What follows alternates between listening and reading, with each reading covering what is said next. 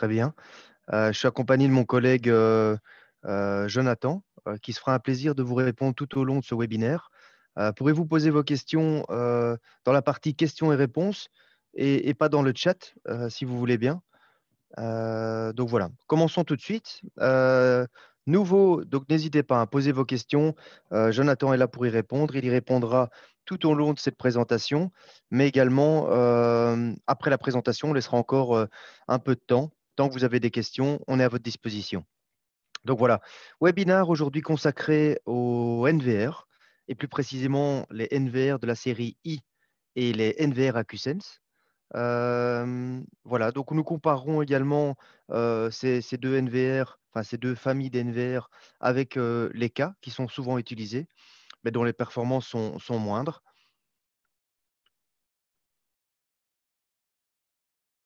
Donc au niveau du programme, je vous introduirai d'abord les deux produits, les deux familles de produits, le I, donc NI et NXI.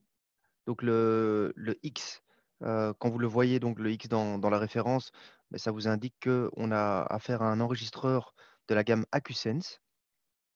Et les NI, c'est vraiment des enregistreurs à valeur ajoutée qui vont notamment permettre de gérer des caméras thermiques, VCA, NPR, etc. Chose que les cas ne seront pas capables de faire. Mais on y reviendra plus précisément pendant le webinaire. Euh, donc, je vous introduirai le produit, je vous parlerai de cette comparaison K et I. Nous parlerons des NVR AcuSense, qui est vraiment une plus-value dans notre gamme. Et alors, j'aborderai quelque chose qui nous tient vraiment à cœur, la cybersécurité. Voilà. Donc, commençons par cette gamme NI. Donc, c'est vraiment un enregistreur à plus-value, à valeur ajoutée, qui n'est pas exorbitant. Donc, c'est un prix tout à fait intéressant, mais qui va vous permettre de gérer des systèmes, je vais dire, un peu plus intelligents. Et alors, je vais également vous introduire par la suite le NXI. Donc, au niveau des différents modèles qu'on propose, ici, donc, on vous présente le modèle 7608 en NII. J'analyserai également après les références pour vous expliquer. Chaque référence a un sens chez Hikvision. Je vous apprendrai à pouvoir, juste en voyant la référence, connaître les caractéristiques des NVR. Donc, référence DS7608 NII 2/WIP.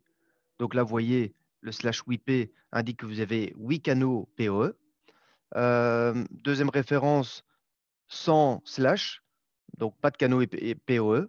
Et alors ici, toujours la partie du nombre de canaux. Et alors ici, la série 7732, dans laquelle nous avons 32 canaux sans PoE, donc pas de slash, donc pas de PoE.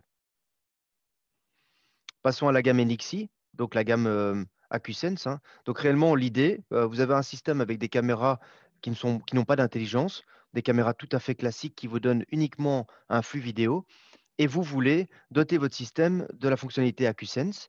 Pour rappel, l'AcuSense, capacité à pouvoir détecter uniquement les êtres humains et ou les véhicules, et donc exclure les fausses alarmes créées notamment par un animal qui se déplace, un arbre qui bouge, le soleil, un nuage qui passe devant le soleil. Donc, on a un système basique avec entre guillemets, bêtes caméras. On met un enregistreur AcuSense et à ce moment-là, on est capable de filtrer les fausses alarmes. Donc, au niveau des enregistreurs AcuSense, deux modèles proposés ici, mais on en a bien plus, bien évidemment. Donc, le modèle 8 canaux, toujours le X, hein. Quand vous avez le X dans la référence, cela indique que vous avez cette fonctionnalité AcuSense. Slash CSP, comme je vous l'ai déjà dit, slash CSP, 16 canaux PoE. Donc là, il y a une petite erreur dans le slide. Comparaison entre un NIK et un NII. Donc le NIK est, c'est vrai, pas mal utilisé pour principalement son bon rapport qualité-prix. Mais vous verrez, le NIK a des limitations, bien évidemment. Si le NI est plus cher, c'est qu'il permet de faire plus de choses. Voilà, analysons la référence. Donc, la structure des références. Donc, le DS, chez nous, indique toujours que c'est un produit Hikvision. Donc, on commence toujours par DS. Ensuite, vous avez deux chiffres ici. Et là, vous allez pouvoir voir à quelle famille pardon, appartient cet NVR. Donc, famille 71, 76, 77, 96. Ensuite, vous avez le nombre de canaux. Dans notre cas ici, 16 canaux. Puis, N ou NX. Donc N, nous avons un NVR tout à fait normal. NX, doté de la fonctionnalité AcuSense. Ensuite, vous avez le I ici qui indique la famille. Donc famille I, K, Q, E par exemple. Ensuite, ici, très intéressant, ce chiffre va vous indiquer directement le nombre de disques durs maximum que le NVR peut prendre en charge. Ensuite, si vous avez ou pas le slash CSP ou IP32P, là, vous allez avoir le nombre de canaux PoE pris en charge par votre NVR. Et alors enfin, 4S ou 4/S, suivant qu'on est en première génération ou en deuxième génération AcuSense. Voilà. Prenons quelques exemples de référence pour bien analyser et bien comprendre. Donc DS7616 NII 2. Donc famille 76, 16 canaux, série I.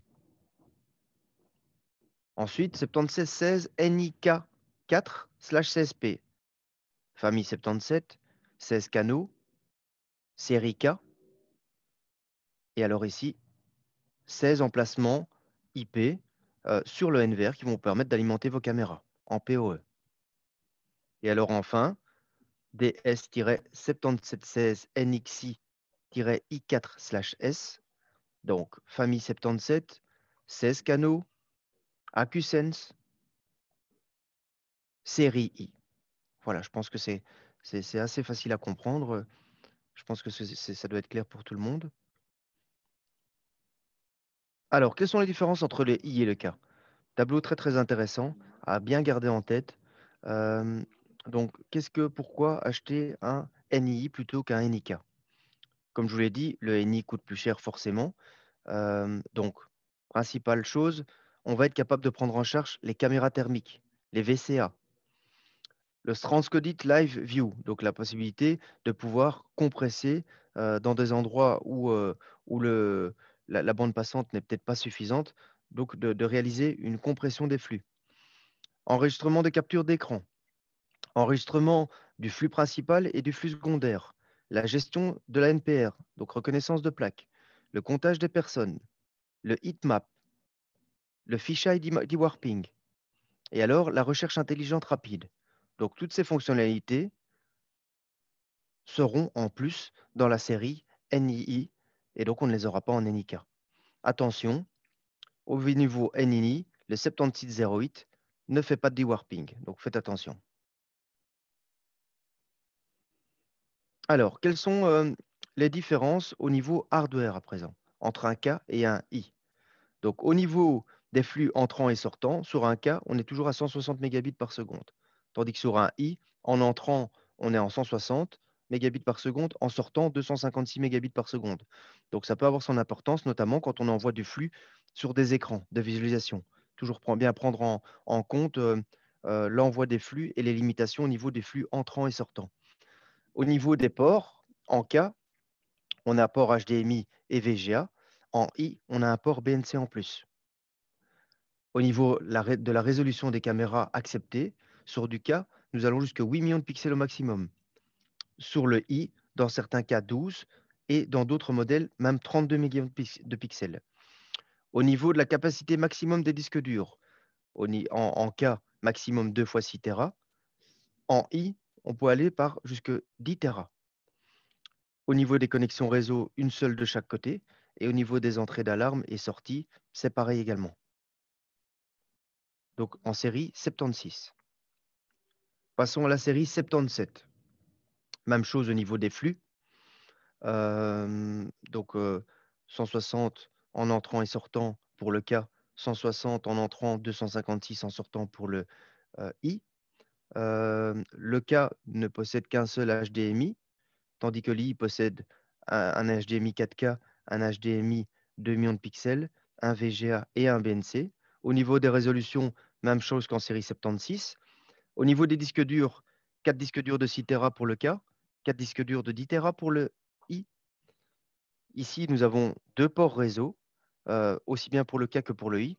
Donc, ça peut avoir son importance. Donc, par exemple, sur un des ports, la plupart du temps, on va connecter le réseau caméra et sur l'autre port, on va connecter le réseau Internet, ce qui permet de sécuriser un peu notre installation. Et alors, au niveau des entrées et sorties, 16 entrées, 4 sorties, pareil pour les deux, aussi bien en K que en I. Nous avons la possibilité également sur nos NVR de la série NII, donc de créer des triggers, donc des alarmes combinées. Donc, par exemple, vous allez être capable, imaginez, vous avez un système d'alarme, votre caméra détecte quelque chose de particulier par rapport à une analyse intelligente. Vous allez pouvoir faire basculer un contact sur l'alarme pour dire dès qu'il y a quelque chose et que mon alarme, par exemple, est armée uniquement, à ce moment-là, j'envoie une notification sur l'eConnect. Par contre, si l'alarme est désarmée, pas de notification sur l'eConnect. Voilà au niveau de la comparaison K et I. Euh, Donc, passons à présent à notre NVR AcuSense. Pour rappel, NVR AcuSense, on a le X dans la référence. Voilà. Donc, deux exemples de référence. Famille 76, famille 77. Famille 77 avec en plus 16 canaux IP. Donc, 16 canaux, pardon, PoE. Donc, 16 entrées IP plutôt et 16 canaux PoE. Attention, possibilité de réaliser l'AcuSense, donc l'analyse des personnes et ou des véhicules, uniquement sur 4 canaux de l'enregistreur. Et un seul canal va être capable de faire de la reconnaissance faciale. Voilà un exemple donc d'application. Je vous dis 4 caméras tout à fait basiques qu'on va connecter sur un enregistreur AcuSense. Et grâce à ça, on va avoir un système qui est doté de la fonctionnalité AcuSense. Donc dans ce cas-ci, jusque 4 caméras, 2 millions de pixels. Donc 4 caméras, sur 4 caméras, on va être capable de filtrer les fausses alarmes qui pourraient être créées par un arbre qui bouge, par un chat qui passe. Et on va pouvoir effectuer une recherche rapide intelligente uniquement par exemple sur les individus et ou sur les véhicules. Autre exemple, 4 caméras qui ne sont pas dotées d'une intelligence, donc 4 bêtes caméras disons, connectées sur notre enregistreur AcuSense. Et alors en plus, vu qu'on est limité à 4 canaux maximum, et en plus, on va y ajouter peut-être des caméras dotées de la fonctionnalité AcuSense quand on va réaliser peut-être une extension d'installation. Et donc, on va avoir complètement un système unifié où toutes les caméras, grâce à l'enregistreur, seront dotées de la fonctionnalité AcuSense. Attention, il est possible, comme je vous l'ai dit, d'avoir le VCA reconnaissance faciale et détection périmétrique, donc protection périmétrique. Mais attention, c'est l'un ou l'autre. On ne peut pas configurer aussi bien de la reconnaissance faciale que de la protection périmétrique. Voilà un exemple du résultat obtenu avec un NVR AcuSense. Donc, on va être capable de, par exemple, lancer une recherche rapide, intelligente, uniquement sur les véhicules et ou les personnes. Ou alors commencer, par exemple, un enregistrement au niveau des véhicules et ou les personnes. Et donc, cette fonctionnalité AcuSense va pouvoir être effectuée sur des analyses VCA. Donc, par exemple, on peut dire, je crée une surface. Dans cette surface, je crée une ligne et uniquement quand un véhicule ou un individu rentre dans cette surface et coupe cette ligne, je fais quelque chose. Je commence à enregistrer, je fais basculer un contact d'alarme, comme je le disais, je programme un trigger, ou alors, après, je fais de la relecture uniquement sur cette surface et sur cette ligne virtuelle. Je peux très rapidement lancer une recherche au niveau des enregistrements et ne ressortir que les personnes et ou les véhicules. Donc ici, on a décidé de faire une recherche uniquement sur les personnes. Passons ensuite à la cybersécurité. Je vous le dis, on accorde beaucoup d'importance à sécuriser nos produits. Donc différents types de sécurisation que je vais vous exposer ici. Donc la restriction d'accès. Donc vous pouvez donner accès ou pas à certaines adresses IP, à certaines adresses MAC. Donc, vous pouvez, par exemple, programmer une blacklist, par exemple, dans laquelle vous allez mettre des adresses IP ou des adresses MAC qui ne peuvent pas se connecter sur votre système. Donc, ça, c'est une des sécurisations possibles. Pour rappel, on le dit souvent, mais on le rappelle, on a vraiment une sécurisation de point à point entre notre caméra et notre enregistreur, même connecté sur le réseau. Donc, aucune possibilité de pouvoir, je veux dire, capturer par exemple un flux entre les deux. Donc, on a vraiment une sécurisation entre les deux, une encryption entre les deux. La double vérification, donc on peut demander pour qu'un utilisateur se connecte sur un flux vidéo, d'avoir un double login à rentrer. Et donc on peut lui attribuer des droits comme la permission de pouvoir revisualiser des séquences enregistrées, de pouvoir exporter ces séquences, ou alors de faire les deux. Donc on a vraiment la possibilité de faire, comme le nom l'indique, une double vérification. La réinitialisation du mot de passe, donc c'est quelque chose qu'on nous pose souvent. Donc différentes méthodes pour initialiser un mot de passe. Donc premièrement, lors de l'installation, de la première installation du matériel, vous avez la possibilité donc déjà de répondre aux questions classiques dans le cas où vous perdriez votre mot de passe. Et alors d'encoder également une adresse email. Donc l'adresse email peut être aussi bien l'adresse de l'installateur que l'adresse du client final. Donc une adresse email qui va vous permettre de réinitialiser un nouveau mot de passe. La réinitialisation du mot de passe peut également se faire via l'eConnect, mais également via l'eProConnect. Donc l'eProConnect, pour rappel, notre plateforme dédicacée à l'installateur. Donc c'est une plateforme qui va permettre aussi bien de gérer tous les systèmes de vos clients, donc c'est-à-dire les programmer à distance, visualiser les flux vidéo, relire des flux enregistrés, mais surtout également pouvoir avoir des notifications en cas de défectuosité des produits, envoyer des mises à jour à distance. Et alors, vous pourrez également, avec l'eProConnect, proposer une formule cloud. Donc, vous êtes capable de proposer à votre client qu'en plus d'enregistrer ses flux vidéo sur son ENVR, qu'il les enregistre sur un cloud, donc cloud situé en Europe. Et donc, on a vraiment de la redondance au niveau des flux vidéo. Bien évidemment, cette redondance et cet enregistrement sur le cloud a un coût évidemment que vous allez reporter sur, par exemple, le contrat d'entretien que vous proposez à votre client final. Donc, je reviens au niveau du mot de passe, je me suis un peu égaré. Donc, au niveau de la réinitialisation de ce mot de passe, il est possible de réinitialiser ce mot de passe via l'eProConnect. Comment faire? L'installateur doit être absolument sur le LAN du client final. Donc, il connecte son PC en local sur le réseau du client final. Il clique sur Reset Device Admin Password. Immédiatement, le client final va recevoir sur son eConnect un message qui va lui permettre d'accepter ce reset password. Pourquoi resetter un password?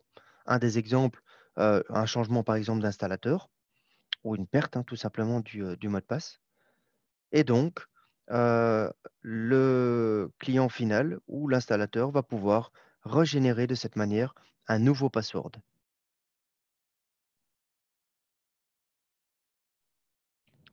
Donc voilà quelques slides vous montrant la régénération de ce nouveau password.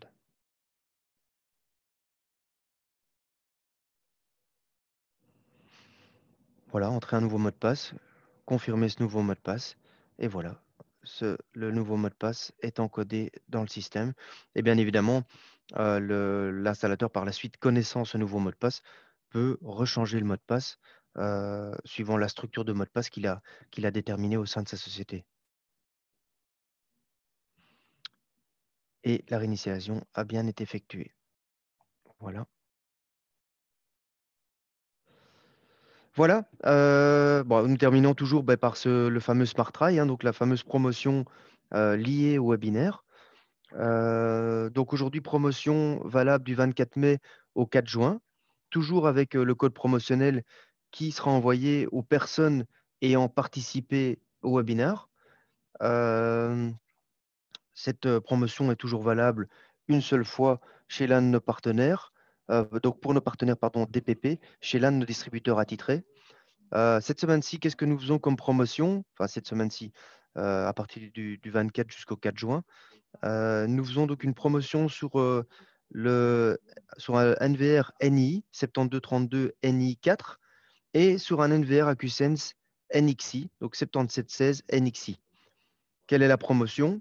50% comme d'habitude, de plus sur la remise habituelle de l'installateur. Au niveau caractéristique, donc le DS7732 NI4 a 32 canaux. Bon, maintenant, vous connaissez bien la signification de la référence. Donc, famille 77, 32 canaux, 4 disques durs maximum, bande passante entrant 256 mégabits par seconde, sortant 256 également. Et alors, là, un NXI, 16 canaux, 12 millions de pixels maximum également, promotion de 50% sur le prix net habituel de l'installateur. Voilà, j'ai fini avec ce webinaire. Je vous remercie de votre attention. Je vois que vous avez été encore nombreux. Merci beaucoup. J'espère que vous participerez au suivant. Je pense que c'est dans 2 semaines. Je pense que Jonathan a répondu aux questions tout au long du webinaire. Si vous en avez encore, n'hésitez pas. Et on va continuer donc à répondre à vos différentes questions.